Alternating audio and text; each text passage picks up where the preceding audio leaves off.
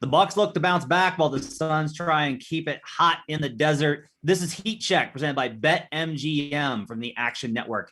I'm Action Network senior writer Matt Moore, joined by Raheem Palmer and Chris Raybon. We're going to be bringing you everything you need to know to bet Game 2 of the NBA Finals between the Milwaukee Bucks and the Phoenix Suns. We'll have lines, props, everything that you need to know. Plus, should you go with the public or against them when it comes to the point guard? We'll get to that and more on tonight's show. Let's talk about this series, guys, as we get started here. The Suns opened minus 200. That's where they closed before game one, actually. They're now minus 300. The Bucks are up to plus 240. Not a lot of confidence in the Bucks being able to get back into this series. You see the Suns' odds that have gone up dramatically since the start of the playoffs. They've come a long way from where they started. Chris Raybon, are you surprised at all by this Phoenix Suns run? And just in terms of the value on them, should we have been ahead of this a little bit more months ago?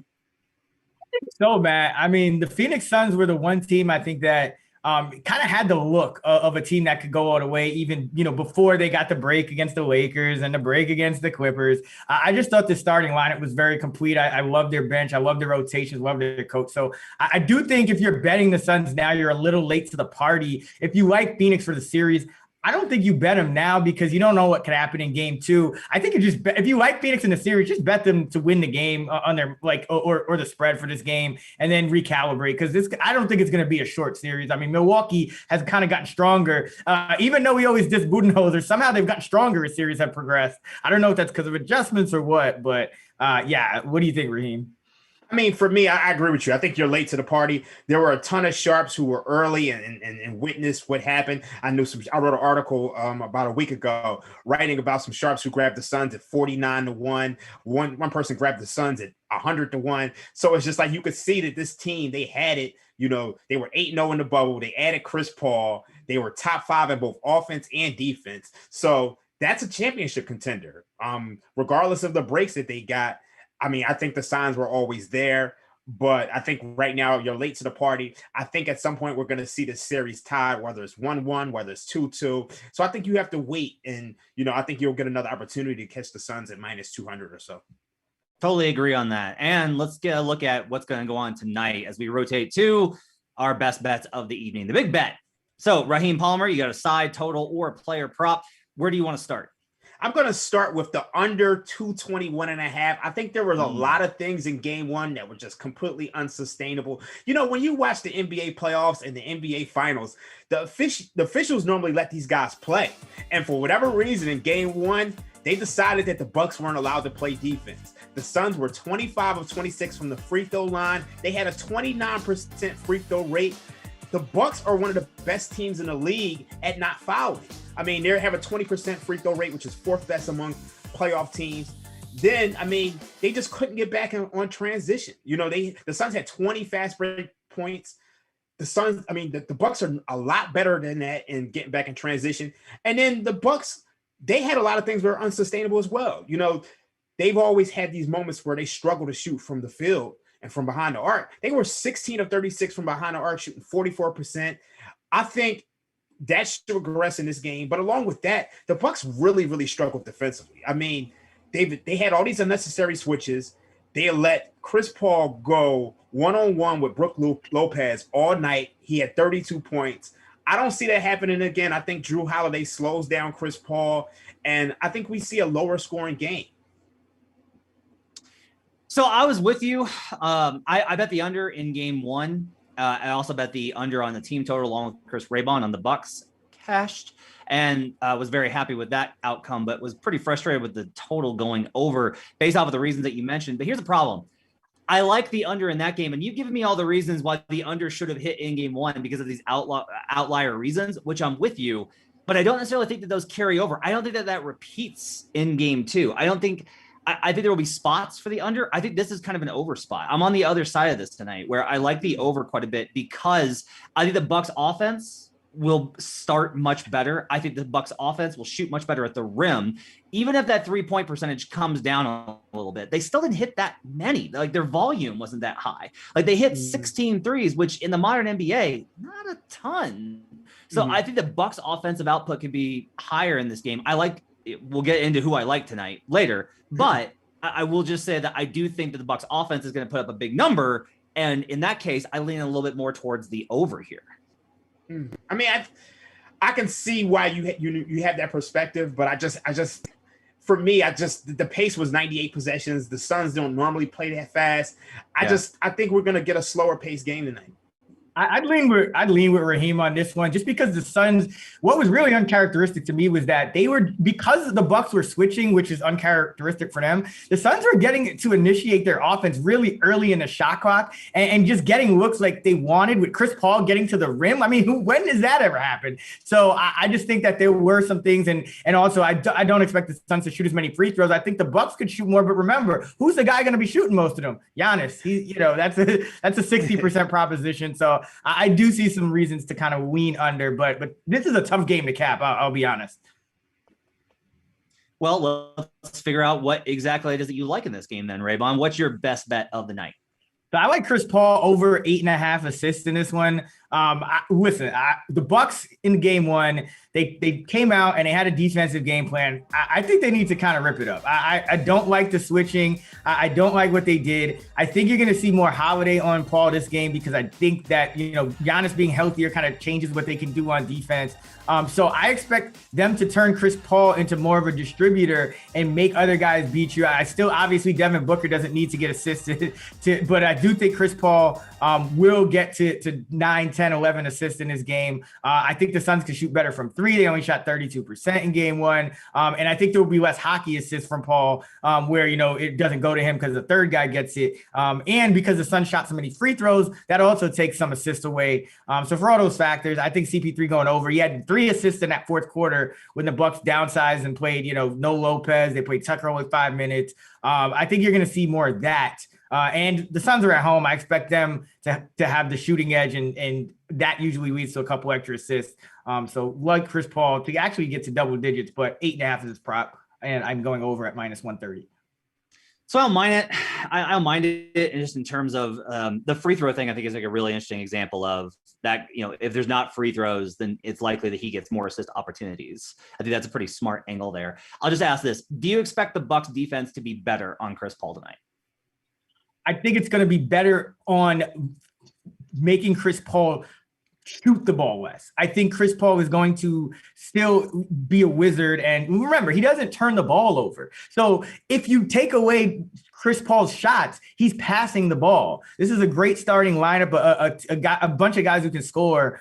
So I think that'll get it done for him. But I do expect the Bucks defense to be better. But we're still talking about Mike Budenholzer adjusting. So we'll see. So I think the key here is, I think any way that the Bucks adjust, one of the biggest things they have to do, and I broke this down for a video you can find on Twitter at Action Network HQ, where you're watching this right now, is one of their problems was they just had bad game plan discipline. So they switched, but after he hit some shots, guys started helping over, which means you're giving Chris Paul a one pass away assist opportunity, not advisable. Their game plan discipline, I expect to be a lot better. And one of the advantages of play and drop, putting that in that 2-man game with Drew Holiday coming over the top, and I expect Drew Holiday to defend him in game 2, is that your guys get to stay home on the perimeter if you don't break your game plan. Like where you get in trouble with in terms of assist versus drop is the guys from the corners help over on Ayton or on CP3 because they're like, oh, I can't just let them have a shot.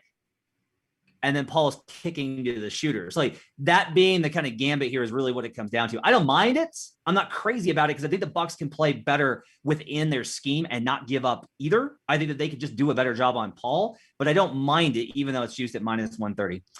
For my biggest bet of the night, it's Bucks time. I bet them immediately, guys. I bet them the second that game ended and and it came up. I hammered the money line. It's +165 now. I got it at +185. I bet it multiple times in multiple places. I'm a little over leveraged at this point, going to be perfectly honest with you. Look, the Bucks were uncharacteristic in game 1. And if you say like the Bucks losing is uncharacteristic, okay, I get that. 1, they're in the finals, but 2, they were uncharacteristic. Raheem went over those points. The Bucks don't give up fast break points. They gave up a ton. The Bucks don't foul a lot. They gave up a bunch of free throws. The Bucks offense is never going to look pretty. It was especially bad in game 1. Drew Holiday was especially bad in game one. They missed layups. So I looked this up. Some second spectrum data was provided to me by a friend. It's true that the Bucks shot well on jumpers. That's that 3-point percentage that Raheem mentioned. But on layups, they actually shot 4 percentage points worse than expected on layups. That's devastating to an offense if you can't hit the chippies. And they weren't all contested. I went back and looked. You got all that, plus you got the Dario Saric injury, which I think is actually a bigger deal than we're kind of understanding. In the minutes in which Saric has played in the playoffs, the Suns are plus 12 in net rating. Now, they're good with him off the court, but the big key here is without him in the second half, they went to Torrey Craig. Torrey Craig finished minus 10 in game one. So in this game in which the Suns looked awesome and did all these great things, Torrey Craig still wound up a minus 10. So all of that gets me to the point where I love the Bucks on the money line tonight. Raheem, you're not willing to go that far. I know you want to. I could tell by all the stuff you mentioned in your bet. Join me on Bucks Island, buddy. I may have to join you. I mean, you were 8-1 in the conference finals. I mean, you've been rolling. I joined you on game one with the under, but I think you have some really good points. I think, the Suns, they had a big advantage with their bench, and Dario Saric, that's a huge loss. So I'm kind of with you. If they can slow down Chris Paul and, make other guys beat them, I think they have a real shot to pull it off tonight. I'm waiting for Chris to say something about Mike Budenholzer. Listen, I struggle with this. Like, I think I'm leaning Phoenix because my thing is this, and you guys both make great points. But what I worry about is kind of like the same situation when it was, that in the Brooklyn series when James Harden goes down, and then in game two, it's like, okay, the Bucks should probably get this one. They didn't get and then they lost by 50. The Bucks actually had a better effective field goal percentage than the Suns, and they lost by double digits. And I fear that bad road game is coming for them. You know what I mean? It has nothing to do with the adjustments. I think they will adjust. So that's why I said I leaned under a little more, because I could see the Bucks offense not even actually being that good, but their defense improving a little bit. But I just don't know if that makes up this gap, for them, especially when they're still going to kind of be fiddling with rotations. Are they going to be fiddling with their defensive game plan, because they're not usually a switching team? So I have a lot of questions about both sides. So I think I just lean the under a little more in Phoenix, but you make good points and you're hot. So, I might not be too happy at the end of this. We'll see if I stay hot tonight. Let's go to the wheel. We got a number of different props. We've had to prepare an option for each one. Raheem Palmer, are you ready for the wheel? I'm always ready. Let's go. Producer Christina, please spin the wheel for Raheem Palmer. Okay, we got a player prop. What player prop do you want, Raheem? I'm hoping it's Jrue Holiday over 4.5. That's what I'm hoping for. Okay, so we got 4.5 rebounds on Jrue Holiday. You want over or under on that one? I'm going to go over. I mean, he's hit this in 4 straight games. I think the big key about this player prop is that Jrue Holiday is playing a lot more minutes. So he started off the playoffs, he's averaging 32 minutes a game, but during the last 9 games since game 6 of the Nets series, I know Chris Raybon, he likes to criticize Mike Budenholzer, but he's actually shortened his rotation. Jrue Holiday is playing 41 minutes a game in the last 9 games. During this stretch, he's averaging 5.8 rebounds. So we can expect Jrue Holiday to play a lot of minutes tonight. And I feel like this prop is priced as if he's just playing 32 minutes. So I'm going to go with the over. I think he hits this easily. This is correlated with the under, which I gave you guys early. So I like that. My only concern is if we assume that Jrue Holiday is going to take Chris Paul, one, he's going to be tired. And then 2, if we assume that they're going to play more drop coverage, which I think we can assume based off of their comments even today at media availability, the counter for that is a lot of lobs and inside stuff. And then they're going to be shorter rebounds. So you don't have, like, if this is a Clipper series, I would love it because it's all jump shots, right? It's like nothing but jumpers. Mm-hmm. That's my only kind of concern, is like Holiday's more likely to pick up rebounds on long balls. And like, that's my only concern here. But I think that overall, like, I mean, look, he's averaging 5.8. I think you've got such a differential here on this. And I know our props tool likes it as well. So overall, I think that's a good position to take on the player prop. Chris, are you ready for the wheel? Let's do it. All right, Chris Raybon, let's see what you get on the wheel. You get a player prop as well, twice in a row. What player prop do you want? I want to, let's go Brook Lopez, under 19.5 points, rebounds, and assists. I would bet this down about 17.5. and he had a really good game. He was effective in the first half of game one, but you always have to look toward the second half, and that's kind of the first wave of adjustments, right? And in the second half, he played, 5 minutes? He didn't play at all in the fourth quarter. The fourth quarter minutes were Middleton, Giannis, and Holiday, 11 and a half. Lopez 0, Tucker 5, a little over 5 minutes. So of the starting lineup, those bigger guys were sat down, and then Bobby Portis' minutes also went down. So that just tells me that Mike Budenholzer is, the adjustment that he's looking to make is he's going to downsize, he's going to play more Giannis at the 5. So I think even if Lopez is effective early, I just don't know how much he does later in the game. And if he's not effective early, then it's just probably a slam dunk, because then you're definitely not going to use him much. So I'm just kind of betting on Brook Lopez doesn't come out, and hit 3 or 4 threes in the first quarter and have a big first quarter like he did, to start game one. I'll say this. If you're right and Chris Paul and Lopez rather goes under because he doesn't play as much, the Bucks are going to lose this game. Like, I'll say that right now. Like, if you want Lopez under because you don't think he's going to play the Suns, because Lopez has to play and play well. If he plays well and drop and they're able to contain them, they're going to be fine. But if they have to go to switch all, I honestly don't think that they can do it, because Bud is unlikely to switch Connaughton out for Tucker before game 3. And Tucker, I think, is at a real disadvantage in the series. Like, I would personally probably have him guarding Booker, but even that's not a great matchup compared to some of the other guys he's guarded. Like, this sounds weird. PJ Tucker is a better counter for Kevin Durant than he is for Devin Booker. That sounds insane, but it's relative to expectations here. So, like, if they take Lopez off the court, they're going to have problems with Ayton, and he's just going to gobble up even more rebounds. He had such a huge rebound in game 1. He will go over again. So if you think Lopez is likely to be restricted, I would be looking at Ayton's rebounding over again, and I'd be looking to play the Suns as well as kind of correlations, if that's your thinking. Hey, Matt, that's a really good point. So here's my question, because I'm looking at the bigs, but I also did notice that Tucker wasn't playing as much. You think if I go under Lopez and under Portis and under Tucker, I'd hit 2 out of 3? You think I have a good chance of hitting 2 out of those 3? I think that I don't know, because I don't know how to predict Bud's rotation.